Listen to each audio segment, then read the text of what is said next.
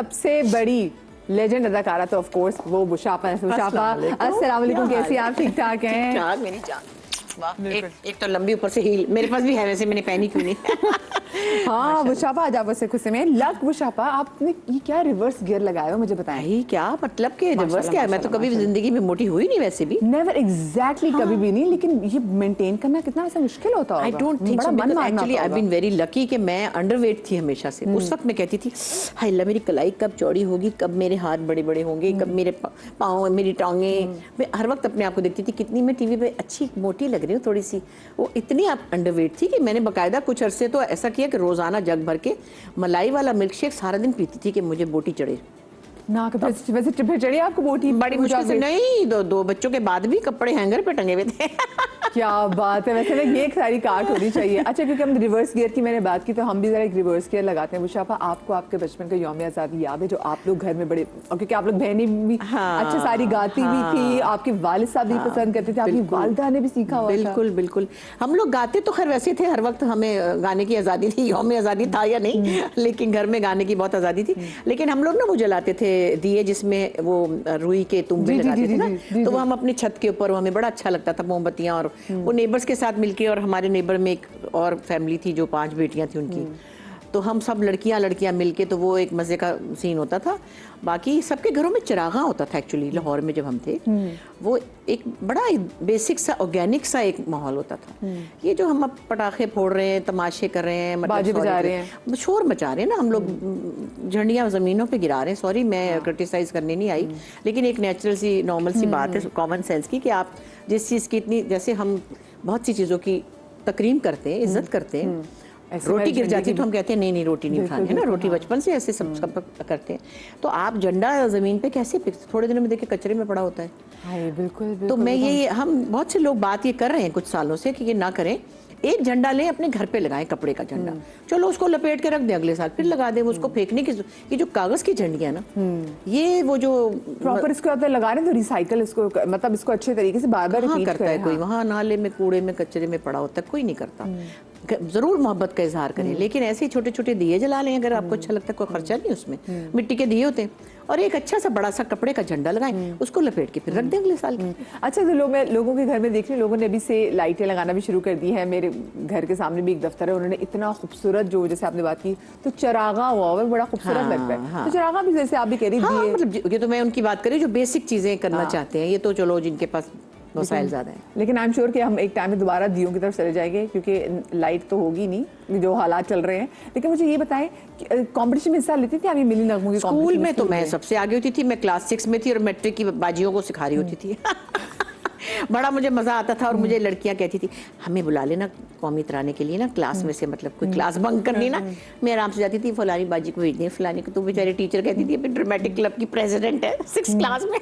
क्या बात है। तो बचपन से ही ना, मतलब आप आगे आगे थी। बस वो कर दिया सबने, आगे तो हो गई। अब मुझे बताएं, आपका जब आप छोटी थी तो आप कौन सी जो है गुलकारा को देख के आपको इंस्पिरेशन होती थी, या आपकी पसंदीदा कौन? हमारे ज़माने में तो खैर हमेशा से मैडम मुरझाई थी।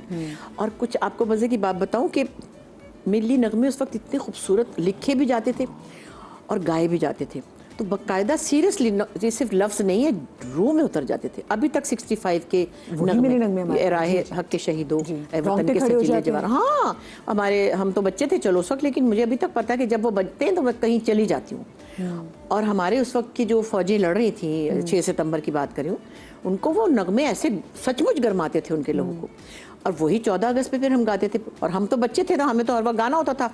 भाई रमज़ान के अलग होते थे, नाते पढ़ रहे हैं, हम तो पढ़ रहे हैं, मरसिया पढ़ रहे हैं, मुहर्रम में हमने मरसिया बड़ा अच्छा, उसके बाद हमने मिली नगमे पढ़ने, हमें सब चीज़ों का एक ट्रेनिंग थी वो बच्चों के प्रोग्राम में। तो वो जो ट्रेनिंग है ना, वो अभी तक है। अभी मुझे को कहता है ये सुना दो, फटाफट नात गाने बैठ जाती हूँ, पढ़ने बैठ जाती हूँ। हम तो पढ़नी आती है, मरसिया के पूरे बोल भूल गई हूँ, मतलब लिखे हुए थे कहीं, वो आसमाने घुमा दी की डायरी, लेकिन ट्यून सारी आती। प्रॉपर आपने डायरी भी बनाई हुई थी उसकी, मरसिया की भी ऐसी डायरी थी, सब चीज़ें थी। तो हमें बच्चों को ट्रेनिंग थी। और मिली नगमे तो मैं बता रही थी अभी किसी को उस दिन कि मैं लाहौर से कराची हम जाते थे, कुछ बच्चे जो थे वो स्पेशल इस्लामाबाद टीवी पे बुलाए जाते थे कवाली के लिए और इसके लिए।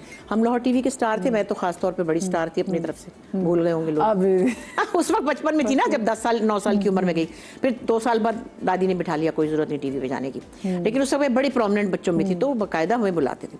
उसमें हमारे साथ एक अंकल होते थे, अमीर हैदरी साहब, वो कहते थे फजूल बातें नहीं करनी है। सारे बच्चे 15 बच्चे थे तकरीबन, सब सुरीले, और हम गा रहे होते थे शहीदान वतन तुमको सलाम, पाकिस्तान की ये मिली नगमे गा रहे होते थे, ए दुश्मन दी तूने किस कौम को ललकारा, ये नहीं पूरी ट्रेन खुश होती थी, सुरीले बच्चे गा रहे मिली नगमे। तो ये कितनी अच्छी बात थी। बिल्कुल, बिल्कुल। अब तो हमारे बच्चों को शायद किसी को दिल दिल पाकिस्तान आता होगा, और तो कुछ नहीं आता। बिल्कुल। वैसे उस दौर का एक सुना दे आपके पास माइक भी पड़ा उषा, कोई एक सुनाते। हाँ, बहुत सारे गाने थे, बहुत सारे आपके दिल के बहुत नजदीक थे। वैसे तो खैर 6 सितंबर के तो और हवाले से थे, लेकिन जो हमारे मिली नगमों में थे ना, एक वो अब मैं याद करके बताती हूँ क्या था, बोल भी तो आते हो पूरे। कोई मसला नहीं, तो वो मुखड़ा गा दीजिएगा इसमें। हाँ एक थे के जी। और हम बचपन में गाते थे बड़े चलो, उसके भी मुझे बोल भूल गए, लेकिन था बड़े पुरजोश गाने बनते थे उस जमाने में। म्यूजिक भी बड़ा ड्रम्स बजते थे। और उसी टाइम पे मैं देखती हूँ ना, मतलब मुशाफा, वो जो टाइम की जो म्यूजिक बना हुआ है वो आज भी हम बच्चे गा रहे हैं। मुझे वाकई कभी कभी बच्चों को बड़ा दुख होता है अगर बच्चों को बेसिक कुछ हमारे मिली नगमे ना आते हो। हमने इतने यहाँ पे मिली नगमों के कॉम्पिटिशन किया, लेकिन उसके बावजूद चंद एक ही ऐसे हैं जो लोगों को याद में जीवे आ जाता है, वतन की मट्टी का वाराना, लेकिन बाकी इतने हैं। जैसे वो एक था जमी की गोद रंग से उमंग से, वो कितना खूबसूरत और सुहेल राना साहब ने तो खजाने बनाए हुए ना। और फिर वो क्या नाम है इसका, लाहौर के भी बड़े जबरदस्त थे, हम एक हैं, ये वाली बातें तो ख्वाब सी लगती है। तो मुझे बताएं कि आपको क्या लगता है कि ऐसा क्या हुआ कि हमारी म्यूजिक इंडस्ट्री में से इतनी पीछे क्यों चली गई? देखिए, इसकी बहुत सारी वजूहात है, लेकिन एक वजह और भी है कि हमने पिछले 25 साल में अपने बच्चों को, अपनी नई जनरेशन को अपना म्यूज़िक नहीं सुनाया। जब हम पाकिस्तान आइडल कर रहे थे, अब तो दोबारा हो रहा है, बड़ी अच्छी बात है। और मैं बल्कि सॉरी आपकी बात काट रही हूँ, मैं अभी कुछ दिनों पहले बनी भाई से डिस्कस कर रही थी कि बनी भाई देखिए हमारे हमसाए मुल्क में होते हैं तो वहाँ के फिल्मों के म्यूजिक कितने ज़बरदस्त होते हैं, मुसलसल सिंगर्स भी गा रहे हैं। हमारे पास अभी भी वही पुराने गाने, अब जो पाकिस्तान आइडल में कितने लोगों को प्रॉब्लम होगी सिंगर्स को गाने में। जो पाकिस्तान आइडल में जब 10-12 साल पहले हमने किया था, तो जितने बच्चे ऑडिशन के लिए आ रहे थे, सिर्फ आतिफ के इंडियन गाने गा रहे थे, राहत साहब के गा रहे थे, और एक ऐसे नुसरत फतेह अली खान साहब के गा रहे थे, 2-4 मतलब उन्हीं के गा रहे थे। बिल्कुल जी हाँ। नैयरा के गाने का किसी को पता नहीं था, महनाज के गाने का किसी को पता नहीं था। एक बच्ची रूना लैला का गाना याद करके आई थी, उसके बोल गलत थे, उसके बाप ने याद कराया था। तो मुझे याद है जब टीना सानी हमारे एक प्रोग्राम में एज अ जज हमारे साथ गेस्ट जज आई, तो एक बच्चों ने कहा कि ये, जब उन्होंने बाहर आई गाए ना, तो किसी ने कहा अरे पापा ये कौन है? मैंने कहा देखो ये हुआ है हमारे साथ कि हमने वो सारा इंडियन म्यूजिक जो कि बहुत अच्छा है हमारे सिंगरों का, हमने वो सिर्फ सुनाया, हमने इनको नहीं सुनाया निसार बज़मी का म्यूजिक। वो क्या करें बच्चे। तो माला भी नहीं, आपने जो रूना लैला का नाम है, माला थी, क्या क्या गाने, अब आप गौर करें। और हमारी शायरी थी, हमने वो फूल चुने दिल में चुभे जाते हैं, कितने प्यारे हैं कि जो हंस के। तो मतलब आप ये देखिए कि हमारी शायरी अदबी शायरी थी, इंडिया की भी थी, मैं ये नहीं कहती कि उनकी नहीं थी, लेकिन हमारा म्यूजिक कम नहीं था। उस बेवफा का शहर है और हम है दोस्तों, तो ये वाले गाने हमने सुनाए ही नहीं, उनको बजाए ही नहीं। और तो और मैं पीटीवी को एक दिन कह रही थी, पीटीवी गई थी, तो मैंने कहा इतना प्यारा म्यूजिक था पीटीवी का, इतना रिच म्यूजिक था, हर घंटे बाद चलाते थे नगमा पहले, अब चलाते ही नहीं है। भाई आप तो चला ले, आपके पास तो खजाने हैं। बिल्कुल। फरीदा खानम, अमानत अली खान, फतेह अली खान, मेहदी हसन साहब, गुलाम अली साहब, मैडम नूरजहां, उनके पास क्या नहीं है, सिर्फ कभी कभी मैडम के गाने चलते हैं तरन्नुम के, बाकी कुछ। नैयरा के एक दिन मैं रोने लगी नैयरा का म्यूजिक सुन के, नैयरा फौत हुई, मैं इतना रोई, मुझे लगा ये म्यूजिक मर गया आज। हालांकि मेरी नैयरा से बहुत कम मुलाकात होती थी, लेकिन मुझे उस दिन मैं, बल्कि शहरी भाई मुझे बेचारे तसल्ली दे रहे थे, मगर मुझे लगा कि आज पता नहीं ये म्यूजिक खत्म, मर गया, कोई भी नहीं है। मैं इतना रोई उस दिन कि मुझे खुदा जाने क्या हुआ। तो ये म्यूजिक इतना मीठा, इतना मेलोडियस, इतनी खूबसूरत शायरी थी, अदबी शायरी थी। अब मैं ये सोच रही कि अब जो आने वाले जैसे कॉम्पिटिशन है उसमें लोगों को बड़ी मुश्किल होगी कि आपके पास गाने ही उतने नहीं हैं, वही आप पुराने गानों की तरफ आपको रुख करना पड़ेगा। अच्छा, गाने सीखते हुए कभी ऐसा हुआ कि कोई आपको ऐसी डांट हो जो याद हो? वो अंकल अमीर हैदरी साहब थे जो बचपन में गवाते थे, क्लासिकल राग भी याद करा देते थे, मिली नगमे, ये सब उन्होंने कराया था। तो वो डांट क्या, वो तो थप्पड़ भी लगाते थे यहाँ। उनसे बहुत डर लगता था, अल्लाह को प्यारे हो गए, अल्लाह उनको जन्नत नसीब करे। लेकिन बच्चों को सबको पोलियो था, एक स्टिक से चलते थे वो, लेकिन सारे बच्चों पे रोप था, आंख भर के देखते थे तो रूह फना हो जाती थी कि यहाँ क्यों खड़ी हो, वहाँ किससे बात की, यहाँ बैठ जाओ, ये बेल बॉटम क्यों पहना, फैशन नहीं करने दूंगा। तो एक हमारे माँ बाप ने भी उनके हवाले इसीलिए किया था कि वो ऐसे प्रोटेक्ट करते थे, तो थप्पड़ भी लगा देते थे कोई गलती पे।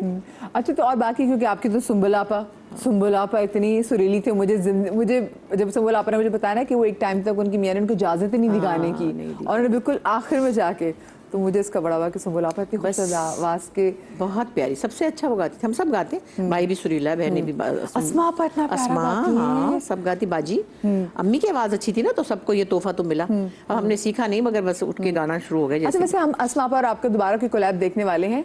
नहीं, फिलहाल तो नहीं लगता, क्योंकि वो ये बस एक अच्छा आइडिया था, बाजी ने लिखा था तो हमने बना लिया था। फिलहाल तो कुछ समझ में नहीं आ रहा। बाजी ने भी कुछ दोबारा नहीं लिखा ना, बाजी लिखती है अब, बल्कि बाजी ने लिखा सुंबल के लिए कुछ, तो वो बाद में जब पहले तो उसने ऑडियो किया था तो उसका बेटा चला गया, फिर वो चुप हो गई ना, फिर उसको एक साल बाद ज़रा सबने बड़ा कहा कि नहीं नहीं तुम करो करो करो, तो मुश्किल से वो उठी, लेकिन वो फनी था तो वो उससे उस तरह हुआ नहीं।